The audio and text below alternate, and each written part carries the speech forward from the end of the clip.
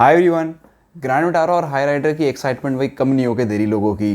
कुछ ना कुछ क्वेश्चंस आते रहते हैं। काफ़ी टाइम से मैं देख रहा हूँ कि पावर और परफॉर्मेंस को लेके काफ़ी क्वेश्चंस आ रहे हैं। हालांकि मारुति की गाड़ियाँ ज़्यादातर फ्यूल एफिशिएंसी इंक्लाइंड ज़्यादा होती हैं, पावर परफॉर्मेंस का ऑब्जेक्टिव थोड़ा कम ही रहता है उन गाड़ियों का।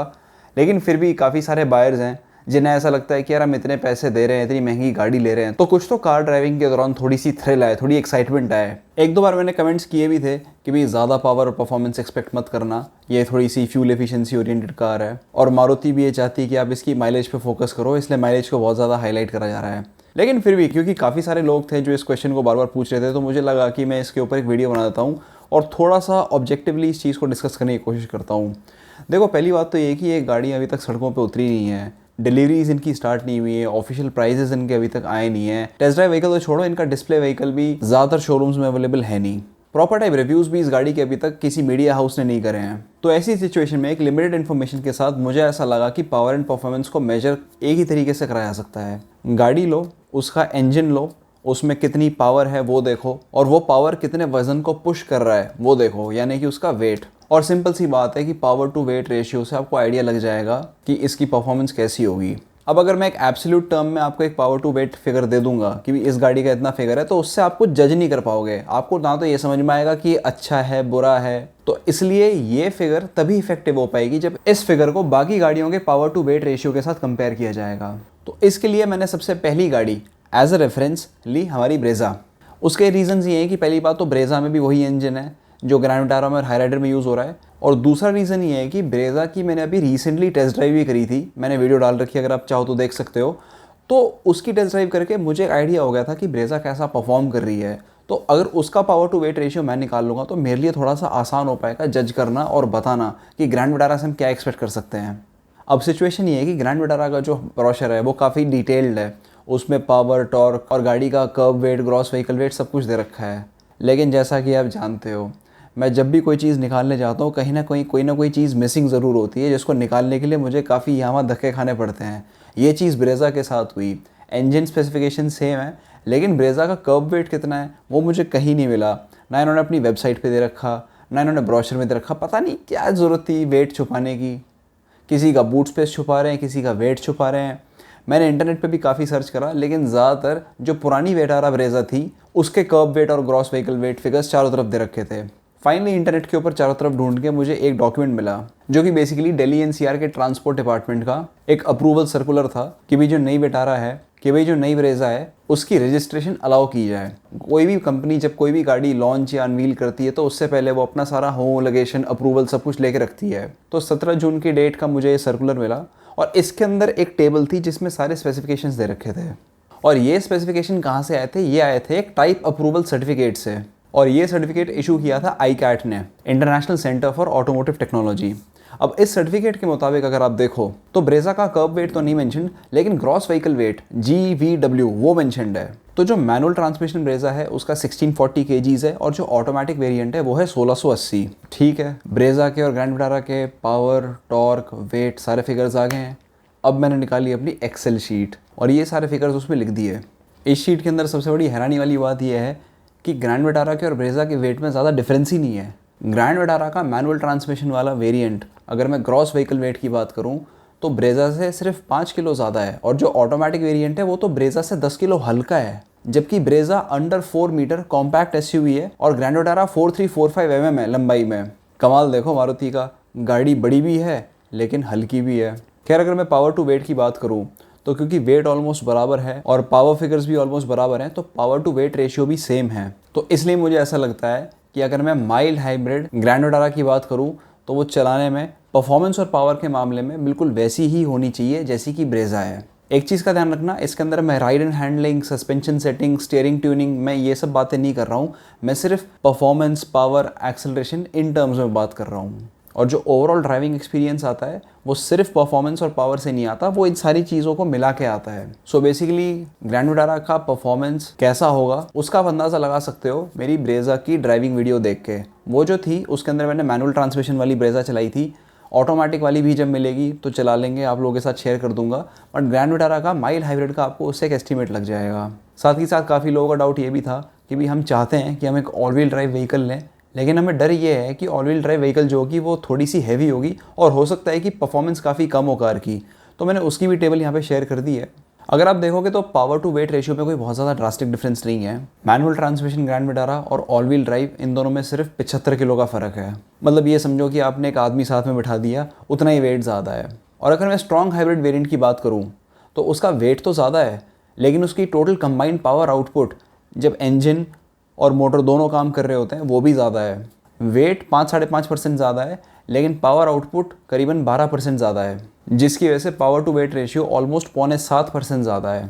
तो इस टेबल के मुताबिक strong hybrid should be performing better. अब बेटर परफॉर्मेंस तो स्ट्रॉन्ग हाइब्रिड दे रही है, लेकिन इसके अंदर जो माइन्यूट चीज़ें हैं कि भी परफॉर्मेंस तो ज़्यादा मिल रही है, लेकिन NVH ज़्यादा है, आवाज़ें ज़्यादा आ रही हैं, वाइब्रेशन ज़्यादा आ रही हैं, या फिर गाड़ी के अंदर रफनेस ज़्यादा फील हो रही है, वो सारी चीज़ें तो जब गाड़ी का एक्चुअल टेस्ट ड्राइव होगा तभी पता चलेगा। अब आप में से शायद कुछ लोग होंगे जिनको लग रहा होगा कि यार आपने तो ब्रेजा चला ली, तो आपको पता है कि ब्रेजा चलाने में कैसी है, और आपने बड़ी आराम से ग्रैंड विटारा को उसके साथ कंपेयर करते हुए टेबल बना ली, and you have a rough idea कि इसकी परफॉर्मेंस उसके नियर अबाउट होगी एंड स्ट्रॉन्ग हाइब्रिड की थोड़ी सी बेटर होगी। लेकिन उन लोगों का क्या जिन्होंने ब्रेजा चलाई ही नहीं, जिनके पास है नहीं। हमारे पास क्रेटा है, सेल्टॉस है, वेन्यू है, ये और भी जो गाड़ियाँ हैं। तो मुझे ऐसा लगा कि इस टेबल को थोड़ा सा और कंप्लीट कर देता हूँ, एंड जो टॉप सेलिंग व्हीकल्स हैं जैसे कि क्रेटा, सेल्टॉस, वेन्यू, मैं उनको भी इस टेबल में इंक्लूड कर देता हूँ, सो दैट एक वाइड वैरायटी ऑफ ऑडियंस जो कि थोड़ी अलग अलग वैरायटी की गाड़ियाँ चला रही हैं, everybody can relate to this. अब क्रेटा, सेल्टॉस और वेन्यू, इन तीनों के अंदर भी मुझे यही प्रॉब्लम आई थी कि इनकी वेबसाइट पे और इनके ब्रोशर में इनके वेट्स नहीं मेंशन कर रखे हैं। तो मैंने सिंपली गूगल पे जाके इनका वेट सर्च करा कि इनका ग्रॉस व्हीकल वेट कितना है। उसमें एक रेंज दे रखी थी, तो उस रेंज में से मैंने जो लोअर एंड था, जो लोअर फिगर था, मैंने वो लिया है। वो इसलिए क्योंकि ग्रैंड विटारा और ब्रेजा ये सिर्फ पेट्रोल में आती हैं, लेकिन वेन्यू, सेल्टॉस, क्रेटा ये पेट्रोल में भी आती हैं, डीजल में भी आती हैं। तो अगर मैं ऊपर वाली रेंज लेता तो मोस्ट प्रोबेबली वो डीजल वाला वेट होता, because diesel cars are heavier. इसलिए टू मेक श्योर कि मैं पेट्रोल वाला ही वेरिएंट लूँ, मैंने लोअर फिगर लिया है इस टेबल में। अब वेट तो डिसाइड कर लिया, लेकिन पेट्रोल के अंदर भी इनके अंदर दो वेरिएंट्स हैं। एक नेचुरली एस्पिरेटेड पेट्रोल इंजन जो थोड़ा सा बड़ा है, और एक दूसरा इंजन जो कि टर्बो चार्ज है पर थोड़ा छोटा है, लेकिन जिसकी पावर आउटपुट ज़्यादा है। टू बी कंजर्वेटिव मैंने जो बड़े नेचुरली एस्पिरेटेड इंजन हैं विद लो पावर आउटपुट उनको लिया हुआ है, तो थोड़ा सा एक्यूरेसी इधर उधर हो सकती है। फाइनली मैंने जब पावर टू वेट आउटपुट निकाल के देखा, I realized that the Creta and Seltos are much more powerful than the Grand Vitara, चाहे वो माइल्ड हाइब्रिड हो या स्ट्रॉन्ग हाइब्रिड हो। लेकिन वेन्यू के कंपैरिजन में इनकी पावर परफॉर्मेंस बेटर रहेगी, because power to weight ratios भी बेटर हैं। अब क्योंकि मैंने ये टेबल कंप्लीट कर ली है और ग्रैंड विटारा को एग्जैक्टली उन गाड़ियों के अगेंस्ट पिट करा है जो कि इसके कंपिटिटर्स हैं और सेल्स वॉल्यूम के मामले में काफ़ी आगे हैं and majority of the Indians की चॉइस हैं, अब मैं आपके इन क्वेश्चंस का बड़ी आराम से जवाब दे सकता हूँ। क्वेश्चन नंबर 1, मैं क्रेटा लूँ या ग्रैंड विटारा लूँ, मुझे परफॉर्मेंस चाहिए। आंसर इज़ आप क्रेटा लो।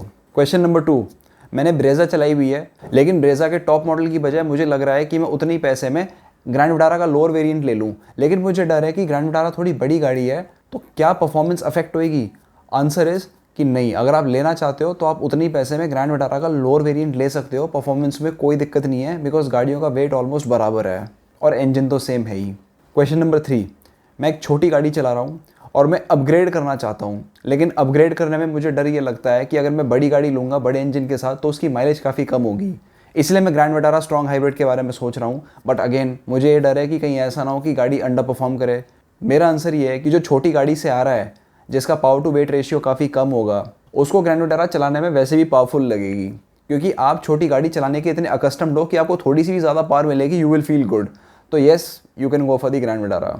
देखो सिंपल सी बात है कि जो ड्राइवर या जो एंड यूज़र या जो पोटेंशियल कस्टमर एक ऐसी कार ऑलरेडी चला रहा है जिसके पावर टू वेट फिगर्स इससे ज़्यादा हैं, जिसकी गाड़ी हल्की है या जिसके इंजन ज़्यादा पावरफुल हैं, उसको ग्रैंड विटारा अंडर पावर्ड लगेगी।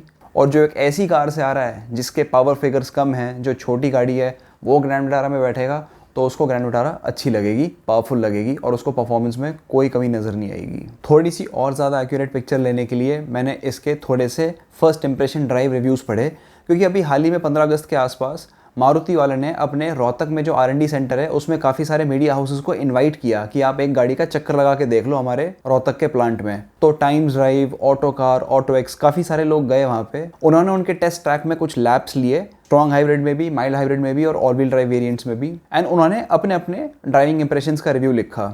मैंने सारे रिव्यूज़ पढ़े and I will tell you what, मुझे सारे के सारे रिव्यूज़ कंसिस्टेंट ही नहीं लगे। किसी ने बोला कि माइल्ड हाइब्रिड जो है वो ज़्यादा पावरफुल लगता है, स्ट्रॉन्ग हाइब्रिड में वो बात नहीं है। किसी ने बोला है कि नहीं, स्ट्रॉन्ग हाइब्रिड जो है वो ज़्यादा पावरफुल है। कोई कह रहा है कि स्ट्रॉन्ग हाइब्रिड जो है उसके अंदर इंजन नॉइज़ काफ़ी ज़्यादा आती है, वो स्मूथ नहीं है, जो माइल्ड हाइब्रिड है वो बहुत स्मूथ है। किसी ने बोला है कि स्ट्रॉन्ग हाइब्रिड जो है वो तो काफ़ी स्मूथ है, चलाने में कोई दिक्कत नहीं है, हमने तो 140 पे चलाई, 130 पे चलाई। किसी ने माइल्ड हाइब्रिड के लिए लिखा है, मैनुअल वाली के लिए, कि गियर शिफ्ट जो है वो उतना ज़्यादा स्मूथ नहीं है, वो और ज़्यादा स्मूथ होना चाहिए था। और किसी ने बोला है कि गियर शिफ्ट तो जो हैं वो बहुत स्लिक हैं, बड़े एफर्टलेसली शिफ्ट होते हैं मैनुअल वाले के लिए। और ऑनेस्टली स्पीकिंग मैंने भी जब ब्रेजा चलाई तो मैंने भी जब मैनुअल चलाई थी तो मुझे भी गियर शिफ्ट्स काफ़ी स्मूथ लग रहे थे, मुझे ऐसी कोई दिक्कत लगी नहीं। ऑटोमेटिक वाले के लिए किसी ने बोला है कि बहुत स्मूथ चलता है, बड़ा फ्लूइडिक है, गियर शिफ्ट्स आर इम्परसेप्टेबल, आपको पता भी नहीं चलेगा कि कब अब शिफ्ट हो रहा है। कुछ लोग कह रहे हैं कि नहीं, जो ऑटोमेटिक गियर बॉक्स है वो बहुत ज़्यादा रिलैक्स ड्राइविंग के लिए तो ठीक है, लेकिन अगर आप थ्रॉटल दबाओ तो वो बहुत ज़्यादा लैग करता है। तो इसलिए वो जो फर्स्ट ड्राइव इंप्रेशंस हैं वो बहुत मिक्स्ड हैं। उन रिव्यूज़ को पढ़ के शायद हो सकता है कि आप लोगों को कन्फ्यूजन ज़्यादा हो जाए और क्लैरिटी ना आ पाए।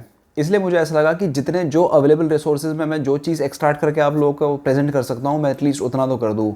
और हाँ, अगर माइल्ड हाइब्रिड मैनुअल चलाने में in terms of power and performance कैसी है, अगर आपको वो देखना हो तो वो आप वीडियो देख सकते हो ब्रेजा वाली। शायद वो वीडियो आपको थोड़ा सा हेल्प कर पाए ये जानने में कि ये कैसी होगी।